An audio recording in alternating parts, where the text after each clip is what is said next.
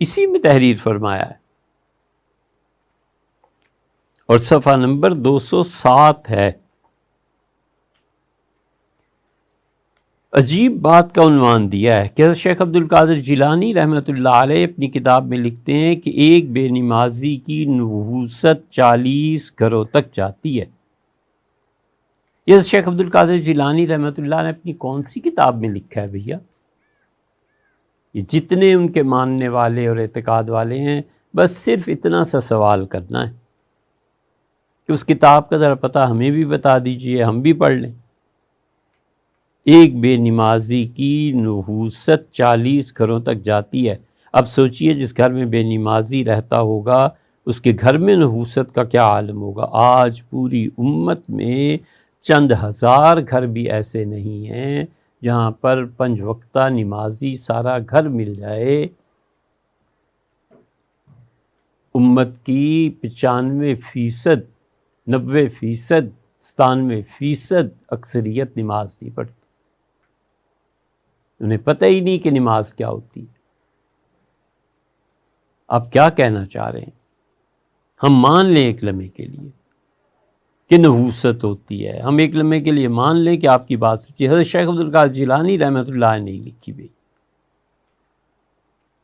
اگر کسی گھر کی، اب تحریر کیا فرماتے ہیں، ساری کی ساری عورتیں بے نمازی ہوں تو پھر نحوست کا عالم کیا ہوگا۔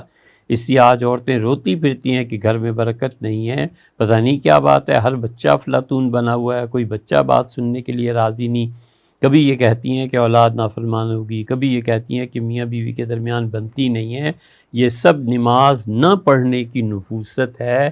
ہم نے مانا حضرت آپ کی بات کہ نہ پڑھنے کی نحوست ہے، لیکن یہ حضرت شیخ عبد القادر جیلانی رحمۃ اللہ علیہ نے لکھا ہے یا خود سے گھڑا ہے آپ نے، اور نام اس لیے حضرت شیخ عبد القادر جیلانی رحمۃ اللہ علیہ کے لے لیا تاکہ اپنی بات میں وزن ڈالا جا سکے۔ یہ جھوٹ ہے، اور جھوٹ میں وزن ڈالنے کے لیے حضرت شیخ عبد القادر جیلانی رحمۃ اللہ علیہ کا نام استعمال ہو رہا ہے۔ کیا اللہ کے ہاں یہ ثابت ہو جائے گا؟ خدا کا خوف نہیں اب میرا، اللہ کے سامنے جواب دہی کا احساس نہیں رہا۔ اس لیے ہم کہتے ہیں مذہب کی بنیاد جھوٹ پہ نہ رکھیے، اسلام کی بنیاد جھوٹ پہ نہ رکھیے۔ یہ لوگ پوچھتے ہیں کہ کہاں لکھا ہے، اور بہت سے سننے والے یہ بھی نہیں جانتے ہوں گے کہ نحوست کیا چیز ہوتی ہے۔ یہ وہی ہے جسے آپ نحوست پڑھتے ہیں، نون کی زبر کے ساتھ اور نون کی پیش کے ساتھ لفظ ہے نحوست۔ نامبارکی، بدشگونی، برا اثر، نحوست برسنا، یعنی کسی کا منحوس ہونا، کسی کی شکل پہ نحوست یہ لفظ بولتے ہیں، نحوست کا چھا جانا۔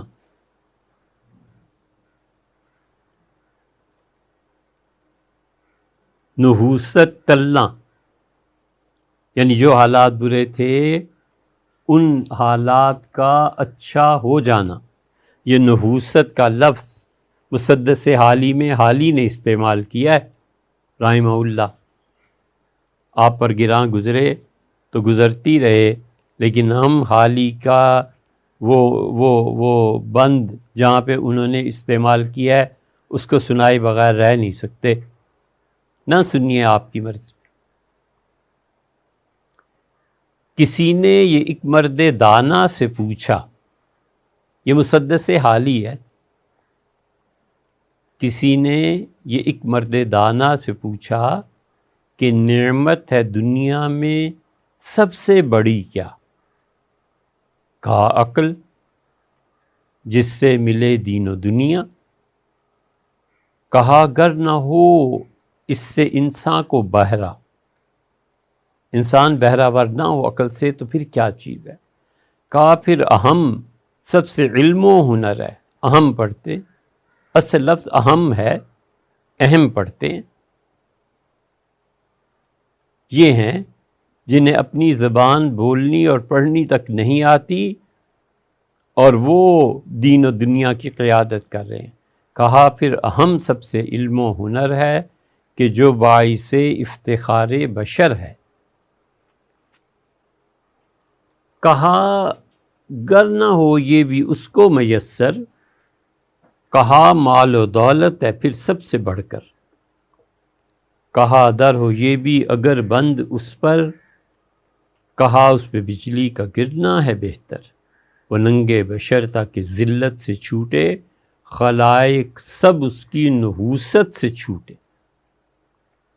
پوچھا کسی دانا آدمی سے کہ دنیا میں سب سے اچھی چیز کیا ہے، تو انہوں نے کہا عقل، دین بچاؤ اور دنیا کماؤ۔ اس نے کہا کہ اگر انسان کے پاس عقل نہ ہو تو پھر انہوں نے کہا علم اور ہنر حاصل کرے، کوئی کام سیکھے۔ اس نے کہا اگر یہ بھی نہ آتا ہو تو انہوں نے کہا پھر مال و دولت کہیں وراثت میں ملی ہو، کہیں اور سے آئی ہو۔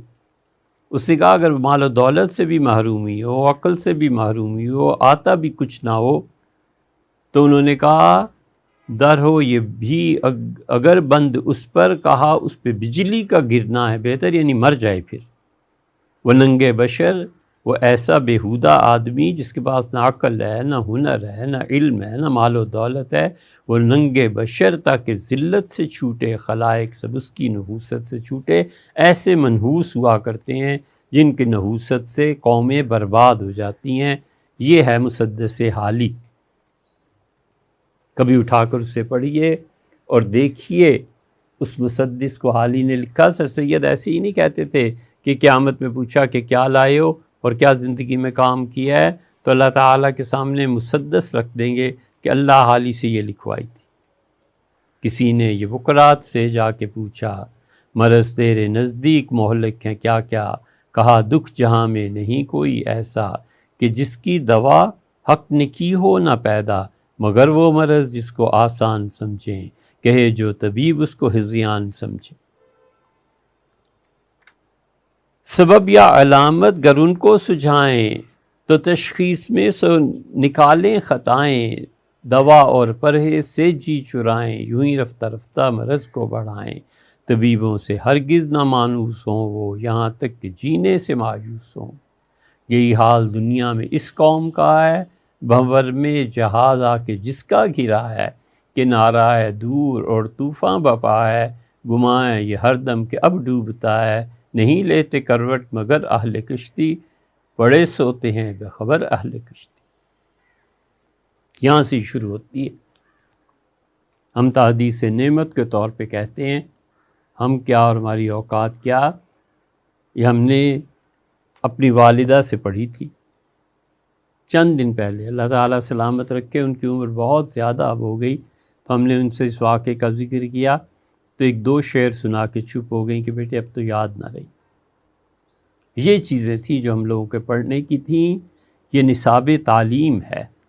ہم صرف اتنا کہتے ہیں اپنے موضوع کی طرف پلٹتے ہوئے کہ یہ حضرت شیخ عبد القادر جیلانی رحمۃ اللہ علیہ نے کہاں لکھا ہے۔